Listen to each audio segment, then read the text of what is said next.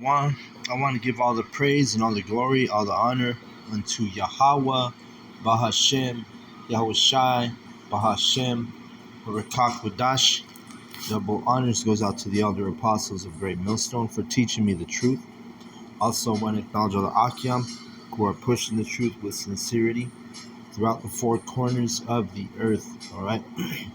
And I'm just going to go on a quick hitter today because I got to get to the plantation. But I'm going to start out at Amos 5:18. It says, "Woe unto you that desire the day of Yahawah, to what end is it for you?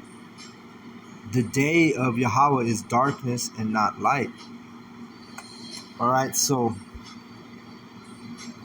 a lot of you people, and I'll start out with you pagan modern Christians, you're in La La Land, right? You think, oh, it's going to be such a wonderful day when, and you call him Jesus, right? But we know his name is Yahweh Shai. So when the Messiah returns in the day of Yahawah, because the day of Yahawah is when he sends Yahweh Shai and the angels back, all right, with great glory and power, like it tells you in Matthew. But you people think that it's going to be a day, a happy day, people sliding down rainbows, Skittles falling out the sky. Everyone's going to be singing Kumbaya, But that's not what it is. The day of the Lord is the day of wrath, the day of darkness. Like it says here, it's a dark day, not of light. It talks about the clouds, the sky will be dark. It's going to be like a thunderstorm. There's going to be fire, darkness. I mean, it's just going to be a day of atrocity. I mean, it's going to be like that's why it says, who can abide in this day, right? Let's see if I can find that verse real quick.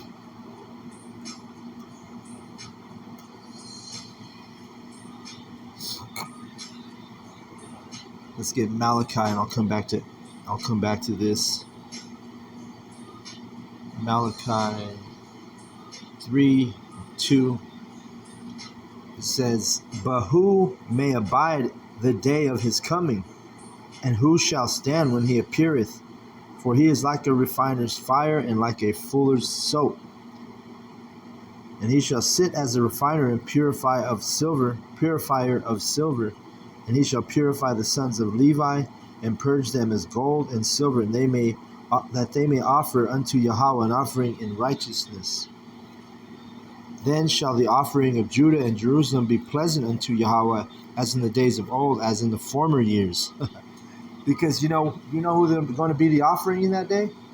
It's going to be the 2/3, man. That's how he's going to refine Judah and Jerusalem, by burning the 2/3, man. In the ancient, before Yahweh Shai came, our offerings were the animals, right? The goats, the lambs, the turtle doves, and whatnot. But when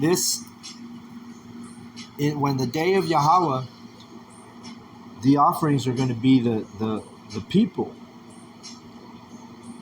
The heathen are just going to get burnt up. They're not going to be offerings.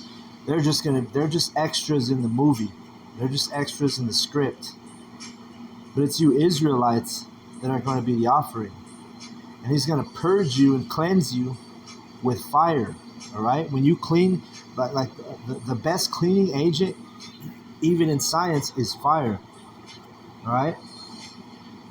Like when they purify silver, purify gold, they use fire to do that. All right? And that's why Yahawah compares the men to gold, because the men of Yahawah, Bahashem, Yahushai, we're being purified right now because we're going through the spiritual fire. But Lord's will, if I'm in that number, we're going to be the men that don't have to suffer that physical fire, because we're going to be taken up in what you call those UFOs, the chariots. That's the definition of being saved, salvation. It's going to happen right before he burns this place. And as we go up, it tells you, well, let's get it real quick. 1 Corinthians 15, right here. 1 Corinthians 15 and 51.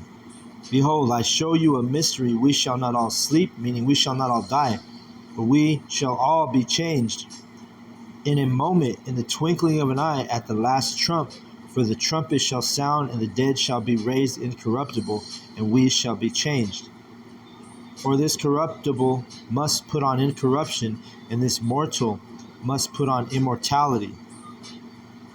So when this corruptible shall have put on incorruption, and this mortal shall have put on immortality, then shall be brought to pass in the saying that is written, death is swallowed up in victory. O death, where is thy sting? O grave, where is thy victory? You see that? So we're not going to be able to die anymore. We're going to be immortals. All right? And the ones who are going to go up and change in a twinkling of an eye are the Lord's elect, the Lord's chosen.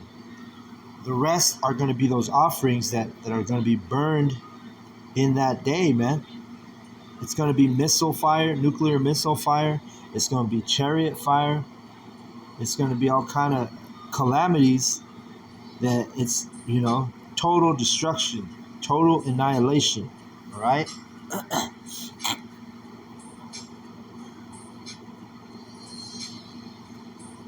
Let me get this other verse real quick. It's 1 Thessalonians 4:17.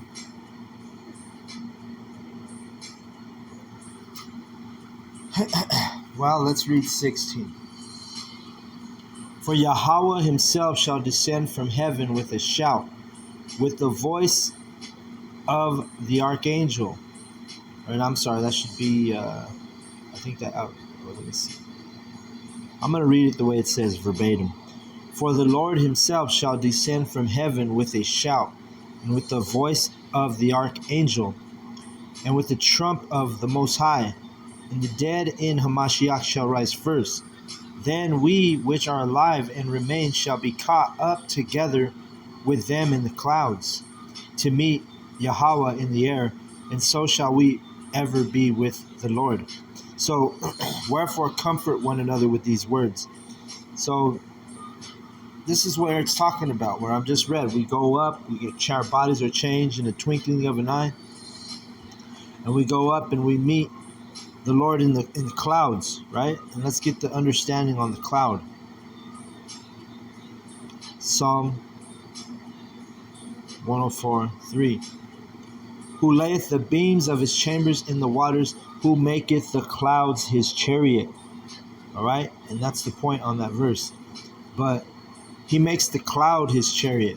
All right? So that's those clouds that we're going to be meeting up with the Lord, Yahweh Shai. We're going to go up, meet Yahweh Shai up in the clouds. We're going to get taken up. We're going to get beamed up. All right? We're going to get abducted. And this is for the elect, all right? This is only for the elect, starting out with the Lord's prophets. The rest are going to be those offerings, those sacrifices in that nuclear fire. Let's get another verse really quick on this subject. It says in Matthew 24:30, and then shall appear the sign of the Son of Man in heaven, and then shall all the tribes of the earth mourn, and they shall see the Son of Man coming in the clouds of heaven. What are we talking about? The chariots. With power and great glory. Those chariots are powerful.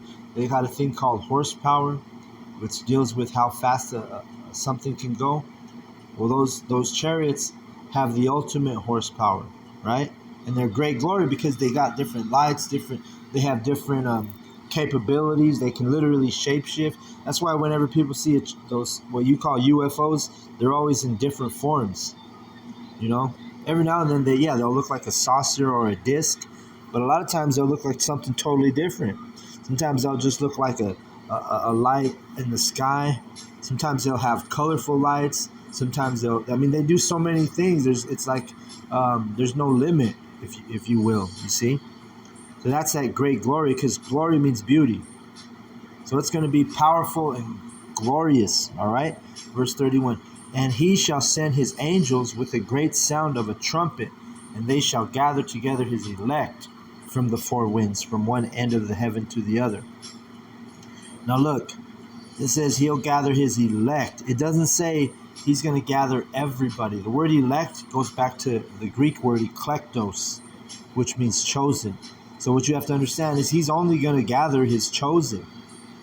The rest are going to be, they need to be purged with fire.